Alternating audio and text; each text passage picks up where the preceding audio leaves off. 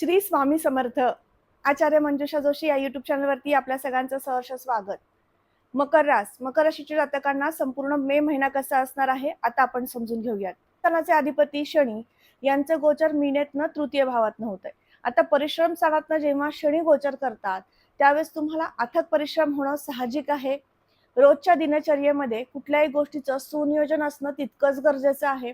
याने होईल काय तर तुमच्या व्यक्तिमत्वाचा विकास आणि त्याचबरोबर तुमच्या कार्याची गती वाढलेली तुम्हाला दिसून येईल. म्हणजेच हा महिना अधिक कार्यक्षम आहे, अधिक कार्य करायचं आहे असं असणार आहे.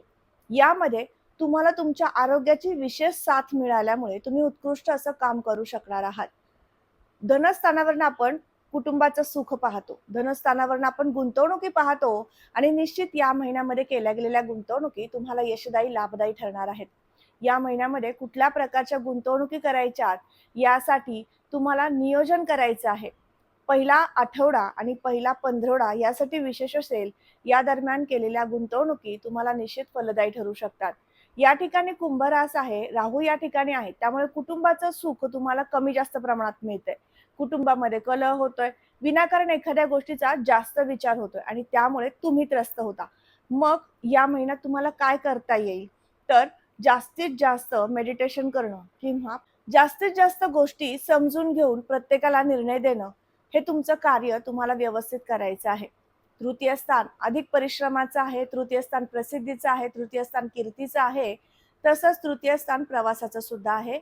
या महिन्यामध्ये कामानिमित्त विशेष प्रवास घडेल आणि त्याचबरोबर या महिन्यामध्ये विशेष एक संधी आहे, ती म्हणजे तुम्हाला तुमच्या पार्टनर सोबत फिरण्याचे शुभ संकेत आहेत. म्हणजे पर्यटनासाठी सुद्धा तुम्हाला फिरण्याचे योग येणार आहेत.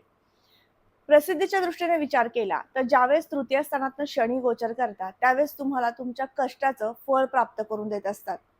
नामांकन प्राप्त होणं, तुमच्या प्रत्येक कार्याचा गुणगौरव होणं हे चांगलं फळ शनी महाराज देत असतात. परंतु त्यासाठी तुमचं कार्य तितकं उत्कृष्ट तुम्हाला करायला लावत असतात. त्यामुळे यशाची एक एक पायरी चढायची असेल तर परिश्रम अथक होणं आवश्यक आहे. राशीपत्रिकेतील चतुर्थ स्थान मातृसुख दर्शवतं, चौथं घर सर्व प्रकारची सुखे सुद्धा दर्शवतं. या सर्व दृष्टीने विचार केला तर या महिन्यामध्ये सर्व प्रकारच्या सुखांमध्ये वास्तू आणि वाहनाचं सुख पण येतं बरं का. त्यामुळे या महिन्यामध्ये तुम्हाला जर वास्तू घ्यायची असेल तर संकल्पित वास्तू प्राप्त होऊ शकते 11 मे नंतर. कारण 11 मे नंतर या स्थानाचे अधिपती मंगळ होतात, ज्यांचं गोचर चतुर्थातनं होण्यास सुरुवात होईल. चतुर्थात मंगळ आले की तुम्हाला योग्य वास्तू प्राप्त करून देतील. ज्यांना वास्तू खरेदी करायची आहे त्यांच्यासाठी हा प्रमुख सल्ला असेल. ज्यांचं स्वतःचं घर आहे, घरामध्ये सातत्याने मतभेद वादावाद अशा काही गोष्टी घडतायत, त्यांना सांगू इच्छिते या ठिकाणी जेव्हा मंगळ येतील तेव्हा काही अंशी गृहकलह वाढू शकतो. त्यामुळे जरी स्वराशीचा मंगळ या ठिकाणी आला तरी तो त्या ठिकाणी आल्यानंतर सर्व प्रकारची सुखे प्राप्त करून देताना थोडेसे मतभेद देत असतो. म्हणून या महिन्यामध्ये जास्तीत जास्त गणपती स्तोत्राचं पठण करणं आवश्यक आहे. पंचम स्थानाकडे जाऊयात. शिक्षण, संतती आणि प्रणय आपण 5व्या घरावरनं पाहतो. प्रणय सुख या महिन्यात भरभरून मिळू शकतं. 14 मे पर्यंत तुमच्या पार्टनर सोबत तुम्हाला जुळून घेता येऊ शकतं. एखाद्या त्यांच्या आयुष्यात त्यांच्या करिअर विषयी काही चिंता काळजी काही निर्णय घ्यायचे आहेत त्यांना, तुमचा त्या ठिकाणी हस्तक्षेप होऊ शकतो, तुमची त्यांना मदतच होऊ शकते. तुमचं नातं दृढ करण्यासाठी, एकमेकांना समजून घेण्यासाठी हा महिना विशेष आहे. या महिन्यातील दुसरा पंधरवडा तुम्हाला थोडासा मनस्ताप किंवा नात्याची वीण घट्ट करण्याचा सल्ला देण्यात येतोय, कारण या दरम्यान थोडेसे मतभेद होऊ शकतात. शुक्रांचं गोचर षष्ठातनं आणि त्याबरोबर गुरूंच्या सोबत, त्यामुळे विशेष मतभेदाची शक्यता असते. इगो नात्यामध्ये आडवा येऊ शकतो आणि त्यामुळे तुमचं रिलेशन खराब होऊ शकतं. म्हणून दुसरा पंधरवडा तुम्हाला विशेष काळजी नातं जपण्यासाठी घ्यायचे आहे. पहिला पंधरवडा अतिशय उत्तम असणार आहे. शिक्षणाच्या दृष्टीने हा महिना अतिशय उत्तम आहे. त्याचबरोबर संतान सुखासाठी सुद्धा हा महिना विशेष आणि उत्तम असणार आहे. षष्ठ स्थानावरून आपण आरोग्यही पाहतो, रिअल इस्टेट मधील गुंतवणुकी पाहतो. या महिन्यात निश्चित गुंतवणुकी करा. रिअल इस्टेट मध्ये तुम्हाला चांगल्या गुंतवणुकी करण्यात येतील. तसेच षष्ठातला गुरु अर्थात तुम्हाला जो असणारा 6वा गुरु आहे, या 6व्या गुरुचं फळ काय मिळतं? 4, 8 आणि 12 या ठिकाणी जेव्हा गुरु जातात त्यावेळेस विशेष तुम्हाला कामामधील अस्थिरता देतात. परंतु 6व्या घरातील गुरु तुम्हाला एखाद्या प्रोजेक्टसाठी, एखाद्या कामासाठी किंवा तुम्हाला एखाद्या रिअल इस्टेट मधली गुंतवणुकीसाठी प्रवृत्त करत असतात. कर्जाचे योग निश्चित येतात, पण ते कर्ज तुम्ही सत्कर्मी लावलेलं आहे याचा एक थोडंसं समाधान पण प्राप्त करून देतात. त्यामुळे हा महिना गुंतवणुकीसाठी अतिशय उत्तम असणार आहे. रिअल इस्टेटमध्ये तुम्ही काम करू पाहताय, आता नवीनच तुम्ही सुरुवात करू पाहताय, निश्चित करा तुमच्यासाठी सुद्धा उत्तम कालावधी असेल. सप्तम स्थानाकडे जाऊयात. 7वं घर जोडदाराच्या सुखाचं आहे. या महिन्यात तुमच्या पत्नीची किंवा पतीची साथ तुम्हाला विशेष मिळेल. परंतु आहे, कारण चतुर्थातनं जेव्हा मंगळांचं गोचर होईल, तदनंतर मंगळांची सप्तम दृष्टी या स्थानावर येईल. तोपर्यंत कुठल्याही पापग्रहांच्या या ठिकाणी दृष्ट्या नसल्यामुळे किमान 11 मे पर्यंत तुमच्या पत्नीची साथ तुम्हाला किंवा पतींची साथ तुम्हाला मिळेल. तुमच्या करिअरमध्ये तुम्हाला काही निर्णय घ्यायचे आहेत, नवीन नोकरी करायची, नवीन बिझनेस सुरू करायचा आहे, त्यांची साथ सोबत तुम्हाला हवी आहे. प्रत्येक निर्णयामध्ये त्यांची साथ सोबत मिळूच शकते. त्यामुळे महत्त्वपूर्ण डिसिजन तुम्हाला घ्यायचे असतील तर निश्चित तुम्ही 11 मे पर्यंत घेऊ शकता. आणि त्याचबरोबर तुम्ही जर पार्टनरशिपमध्ये व्यवसाय करू पाहताय, त्यासाठी सुद्धा पहिला पंधरवडा श्रेष्ठ आणि उत्तम असेल. राशीपत्रिकेतील भाग्यस्थानाकडे जाऊयात. शुभ संकेत या महिन्यात प्राप्त होतील का? शुभ संकेत म्हणजे काय? तर तुम्हाला प्रत्येक गोष्टीमध्ये कार्य करण्याची इच्छाशक्ती आणि ते कार्य तुम्ही केल्यामुळे त्या कार्यामधनं मिळणारं यश, याला म्हणतात शुभ संकेत. किंवा तुम्ही प्रत्येक कार्य करताय त्याला तुम्हाला अनेकांची साथ मिळणं, याला सुद्धा म्हणतात शुभ संकेत. तुम्ही प्रत्येक कार्य करावं हा मनापासून मिळणारा विश्वास, याला सुद्धा म्हणतात शुभ संकेत. आणि या महिन्यात ते प्रचंड प्रमाणात तुम्हाला मिळू शकतात. प्रत्येक गोष्टीतलं सुनियोजन तुमच्याकडनं झालं तर निश्चित तुमच्यासारखा यशस्वी कोणी नाही. ज्यांना भाग्यस्थानावरनं आपण धार्मिकता किंवा आध्यात्मिक तीर्थस्थानांना भेट देण्याचे योग येतील का, किंवा आध्यात्मिक प्रगती होईल का, हे सुद्धा पाहतो. आणि या सर्व दृष्टीने सुद्धा हा महिना उत्तम आहे.